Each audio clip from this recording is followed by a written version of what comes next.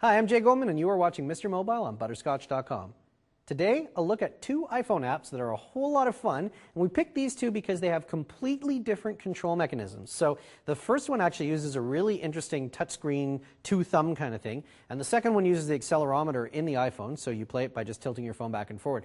One of the things that's emerging as more and more applications come out on the iPhone in the App Store, and we're now at something like 70,000 applications, is the really interesting use of the control mechanisms that game makers are taking so that you get really interesting ways of playing games on the iPhone. These two are some of my favorites, actually. There have been a whole bunch of accelerometer-based games, and there have been a whole bunch of games that use the touchscreen in some way, but these two really stand out as great examples of the kind of maybe pinnacle that you can achieve with those two different input mechanisms. So the first one up is a game called Minigore. It's available in the App Store. You'll find a download link, as always, on Butterscotch.com, so check the show notes for this episode. It's 99 cents. It's from a company called Chilingo. And the basic premise, although you don't really need one, is you play a character named John Gore, and he's a little blocky guy that's usually in the middle of the screen, and you run around, and you have to shoot the furries, who are these little creatures that try and kill you. You can get hit by two furries before your game's over. The first one sort of takes your body armor off, and the second one actually kills you. So you want to avoid getting hit by them, and you just want to shoot as many of them as you can, and that's sort of the basic premise of the game. Now, every now and then when you kill some of them, a little green power-up will appear. It's a little plus sign. Run over 3 of those, and you turn into this giant fire-breathing monster, and you can kill enemies just by touching them. So definitely keep a lookout for those. One little tip that I found, you can actually save them up on the screen. So when you get to 3, the third one will turn into a little fiery thing. If you leave other ones on the screen after that, you can run those over as the monster and extend the period of time that you can go around killing animals or furries just by touching them. So that's a little tip. You also want to look out for the cargo boxes. One of them contains a power-up that has a shotgun in it, so that lets you sort of shoot 3 bullets out at a time. Much more effective when you're killing the bigger furries.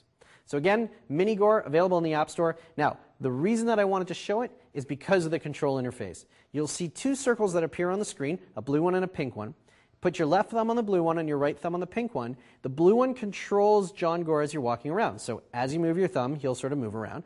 And the pink one controls the direction and your firing. So you can walk in one direction, shoot in another one by using both of your thumbs. It's a lot like playing a console with 2 analog thumbsticks, so something like a PlayStation or an Xbox.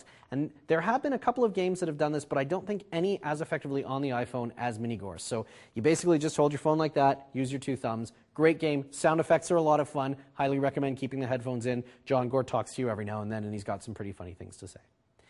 So that's our first application. The second one is called Taxi Ball. Now, if you ever played a game called Crazy Taxi from Sega, you might have played it in an arcade. It actually had a stand-up version with a steering wheel. Or you might have played it on a Sega Dreamcast way back in the day. And I actually bought a Sega Dreamcast just to play Crazy Taxi years after it had come out because it's such a fun game. You definitely want to take a look at Taxi Ball.